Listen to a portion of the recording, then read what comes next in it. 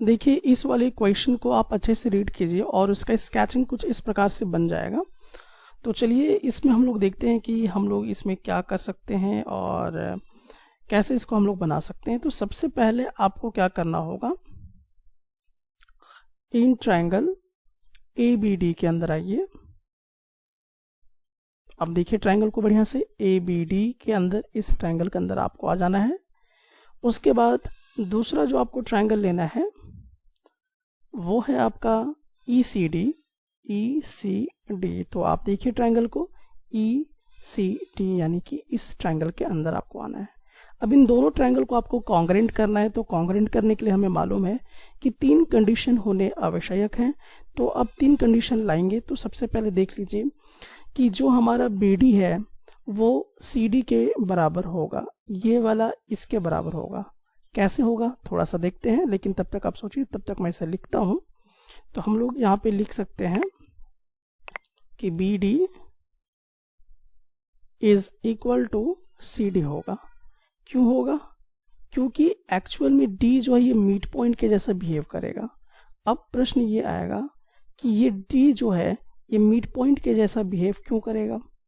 तो देखिए यहाँ पे जो ये वाला AD है ये क्या है, बाइसेक्ट कर रहा है किसको, BC को बाइसेक्ट कर रहा है। ठीक है, ये वाला जैसे ही गिरा इस पर तो इसको और इसको क्या कर रहा है, बाइसेक्ट, यानी 2 अलग अलग भागों में, बराबर भागों में काट रहा है। तो डेफिनेटली ये वाला और ये वाला जब बराबर हो जाएगा तो ये वाला क्या हो जाएगा, मिड पॉइंट हो जाएगा। ठीक है, तो यहां पर रीजन आपको लिखना है, since D is the mid point. क्यों हुआ मिड पॉइंट, मैंने आपको अभी बताया। ठीक है, क्योंकि ऑलरेडी आपका क्वेश्चन में कह रहा है कि ये जो AD है बाइसेक्ट करेगा BC को। ठीक है, तो यहाँ पे आप समझ गए होंगे कि बाइसेक्ट द अपोजिट साइड, यानी कि ये वाला जो बाइसेक्टर है। ठीक है, इफ द बाइसेक्टर, तो बाइसेक्टर भी मेरा कौन है, AD। तो ये बाइसेक्टर किसको बाइसेक्ट कर रहा है, अपोजिट साइड को। अपोजिट यानी कि इसके जस्ट सामने वाले साइड BC को कर रहा है। ठीक है, तो अब यहां पर इस प्रकार से होने के बाद तो ये रीजन तो हमें मिल गया है। अब चलिए हम लोग देखते हैं दूसरे रीजन की तरफ। हमें 3 रीजन ढूंढने हैं। तो दूसरा रीजन अब देखिए कि जो AD है वो DE के बराबर होगा। अब फिर से आपके माइंड में आएगा कैसे हुआ। तो एक्चुअली जब इसको हम ड्रॉ कर रहे थे तो हम इसके इक्वल ही इसको यहां से यहां खींचे हैं। तो ये कारण है कि ये वाला इसके इक्वल हो जाएगा। ये बाय कंस्ट्रक्शन इसको आप कहते हो, ये दिया हुआ नहीं था, लेकिन हमने जब फिगर बनाया तो उस समय D को एक्सटेंड किया E तक, और उतना ही एक्सटेंड किया जितना AD का वैल्यू है। तो बाय कंस्ट्रक्शन आप यहां लिखिए, बाय कंस्ट्रक्शन। अब ये 2 चीज हो गया, लेकिन एक चीज और नोटिस कीजिए जो आपको आसानी से दिखाई देगा कि ये वाला एंगल और ये वाला एंगल आपस में इक्वल हो जाएगा। क्यों होगा? तो ADB is equal to angle EDC का हो जाएगा। इसको क्या बोलते हैं, वर्टिकली अपोजिट एंगल्स बोलते हैं। सो वर्टिकली अपोजिट एंगल्स बोला करते हैं इसको। 3 कंडीशन फॉलो कर गया तो ये जो ट्रायंगल है ABD कॉन्ग्रेंट हो जाएगा ट्रायंगल ECD के। किन कारणों से हुआ, रीजन बताइए। तो by side angle side criteria से ऐसा हुआ। अब ये जब हो गया तो अब हमें मालूम है कि AB जो है, यहां आप देखिए कि ये वाला जो AB है ये किसके इक्वल हो जाएगा, EC के इक्वल हो जाएगा। क्यों? क्योंकि CPCT का कॉन्सेप्ट है, क्योंकि एक दूसरे पे ये सुपरपोजिशन करेंगे तो ऐसा होगा। एंड जो एंगल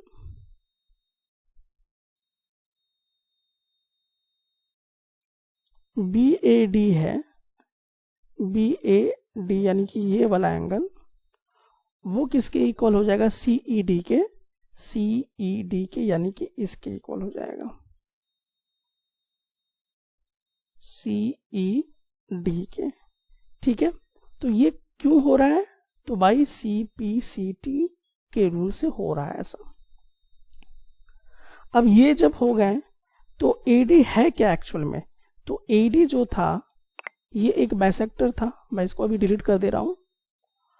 ठीक है, तो ये वाला AD यहां से यहां देखिए, यानी कि ये AD से एक जो लाइन बना हुआ है यहां से यहां, इसको देखिए AD है क्या? तो AD क्या है? एक बाइसेक्टर है, इज अ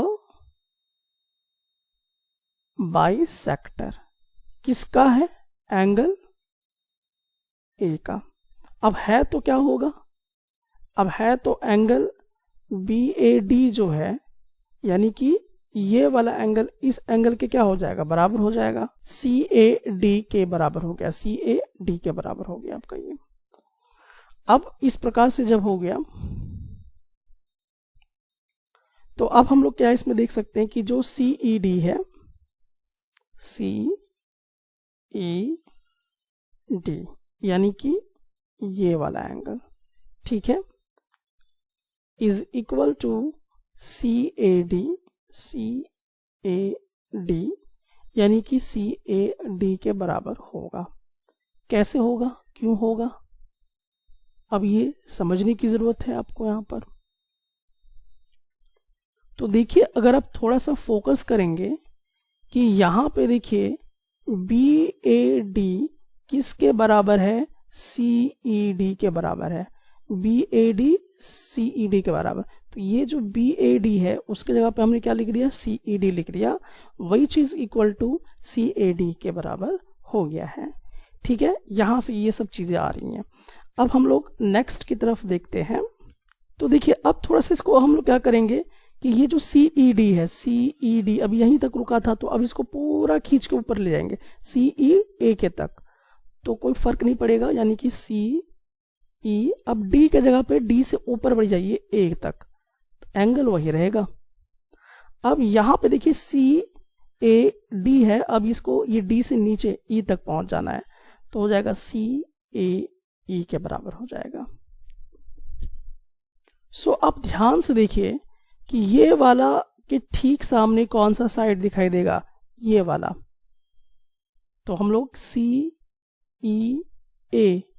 यानी कि अगर हम इसके सामने वाला देखें तो यहां पर ये वाला साइड दिखाई देगा, जिसको हम क्या बोलेंगे? AC।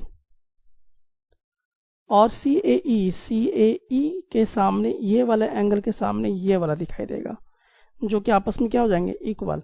तो इसको हम क्या बोलेंगे? EC। ठीक है, तो ये क्यों हुआ? तो रीजन आप यहां पे लिख सकते हो कि sides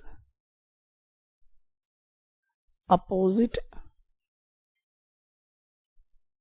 equal angles are equal. अगर एंगल्स इक्वल हैं तो उसके अपोजिट साइड्स इक्वल होंगे। ठीक है, अब यहां से देखिए, अब फाइनली टच की तरफ हम लोग देखेंगे क्या कि अब हम लोग देख सकते हैं। सो फाइनली देखिए आप यहां पर कि EC आपको दिखा दिया किसके बराबर है? AC के। अब देखिए यहां पर एक और चीज हम लोग कर सकते हैं, थोड़ा सा मैं यहां पे इसको इस तरह से कर देता हूं। ये वाला AC जो है किसके बराबर है? EC के। अब EC देखिए किसके बराबर है? यहां पे AB के। ठीक है, ये किसके बराबर हो गया? AB के बराबर हो गया है। और ये वाला AB किसके बराबर है? EC के। यानी कि सब यहाँ पर आपको तीनों एक दूसरे की इक्वल दिखाई दे रहा है कि AC AB के बराबर हो गया और AB EC के बराबर हो गया, EC AC के बराबर हो गया। तो इस प्रकार से जब हम लोग देखते हैं तो हम लोगों को क्या पता चलता है कि जो AB है वो AC के बराबर फाइनली हो गया है। ठीक है, या आप तो इसको यहीं पर इतना कंफ्यूज करने की कोई जरूरत ही नहीं है, यहीं से मैं सीधा लेके जाता हूँ ना आपको। AC हुआ, अब देखिए EC, तो EC किसके बराबर हो गया? AB के बराबर हो गया। ठीक है, सो फाइनली यहां पे आपको देखना है कुछ कि AC जो है, जो कि आपका, मैं इसको पहले डिलीट कर देता हूं, उसके बाद आपको क्लियरली दिखाता हूं। यहां पे ये जो AC है ये किसके बराबर हो गया? AB के बराबर हो गया। ठीक है, सो देयरफॉर ये जो ट्राइंगल होगा, सो ट्राइंगल ABC जो होगा वो क्या हो जाएगा? एक आइसोसेलेस ट्रायंगल हो जाएगा। समझ में आया? ये क्या हो जाएगा? एक आइसोसेलेस ट्रायंगल हो जाया करेगा। तो इस प्रकार से ये क्या हो गया? प्रूव हो गया है।